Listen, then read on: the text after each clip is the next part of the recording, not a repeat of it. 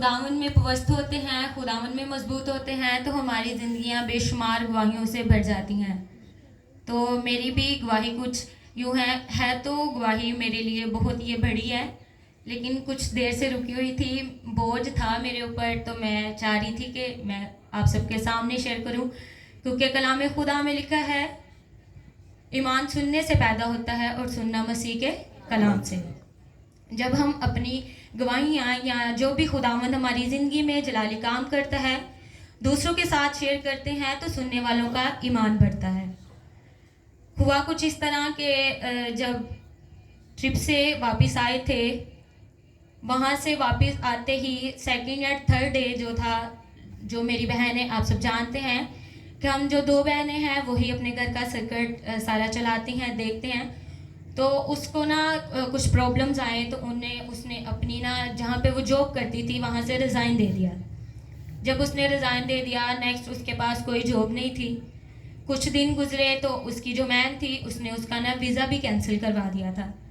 वो बड़ी परेशान थी, हमारा सारा घराना उसको लेके बड़े परेशान था, क्योंकि वो अकेली थी। और जब वो अचानक से उसकी कॉल आई मामा मेरी को, तो वो रो रही थी।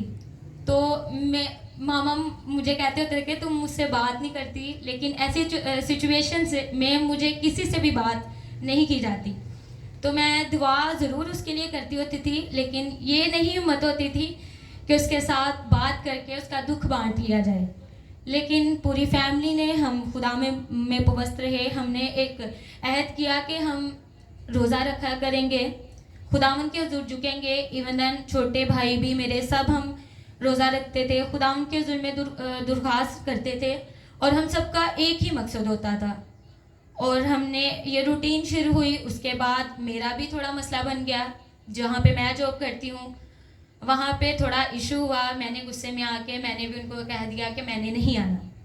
तो पूरा एक हफ्ता मैं भी नहीं अपनी जॉब पर गई। मेरी मामा ने जाहिर तो नहीं कराया, लेकिन वो बहुत ही ज़्यादा परेशान थे कि घर का सर्किट तो यही दोनों चलाती हैं और वो भी वहाँ पे फारिग है, ये भी। तो लाइबा ने हर रोज़ कई नई जगह पे जाना। दुबई में कहते हैं काम ढूंढना कोई मुश्किल नहीं है, लेकिन उसके लिए उस वक्त उस कदर मुश्किल हुआ था। वो जहाँ पे इंटरव्यू देने जाती थी वो टेस्ट ले लेते थे, सारा दिन उसको बिठाई रखते, और एंड पे आके कहते कि नहीं सॉरी हमारे पास वैकेंसीज नहीं है। तो मेरी भी जॉब नहीं थी, मैं भी गुस्से में बैठी हुई थी घर। मेरी मामा ने कहना कि नहीं तुम जाओ उनसे बात करो। मैंने कहा नहीं, वो कॉल करेंगे तो मैंने जाना है, वरना मैंने नहीं जाना। ऐसे ही पूरे 10 दिन गुजर गए। तो फिर मामा भी बड़ी परेशान थी, मैं भी थोड़ी परेशान हो गई थी कि अभी उनकी तरफ से भी नहीं कॉल आई। तो ऐसी मीटिंग हो रही, तो मैंने कहा खुदावंदा हमारी ज़िंदगी में तेरा जलाल जाहिर हो, जो तू चाहता है तू अपनी मर्जी आज जाहिर कर। मैंने खुदावंद से दुआ की। तो नेक्स्ट डे जब मैं ऐसी बैठी हुई तो मुझे ना मेरी मैम की कॉल आ गई। वो भी गुस्से में थे, उन्होंने थोड़ा मुझसे गुस्से में बात की। मैंने भी आगे से बात की, तो मैंने कॉल कट कर दी। तो मैंने कहा खुदावंदा ये तो काम सही होने की बजाय और बिगड़ गया। तो फिर उनकी कॉल आई, तो उन्होंने मामा से बात की। फिर मामा से कहा कि आप ना इसे सैलून भेजें, मैंने इसकी सैलरी इंक्रीज करके इसको बुलाया है। आमीन।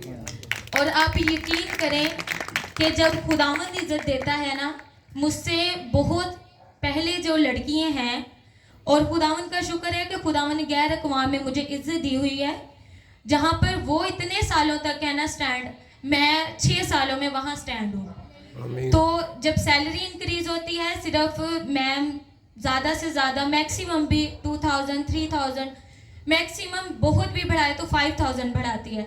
लेकिन मेरी मैम ने मेरी जो सैलरी, गलती भी मेरी थी, गुस्से में भी मैं थी, लेकिन जब उन्होंने मुझे बुलाया तो पूरे 10,000 रुपया मेरा बढ़ाया उन्होंने।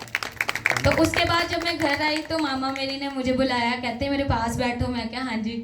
कहते लाइबा को बिना जॉब मिल गई है। मेरा दिल इतना खुश हुआ, मैंने आंखें बंद करके खुदावन की शुक्रगुजारी की कि खुदावन तू कितना रहीम है, हम तुझे छोड़ जाते हैं।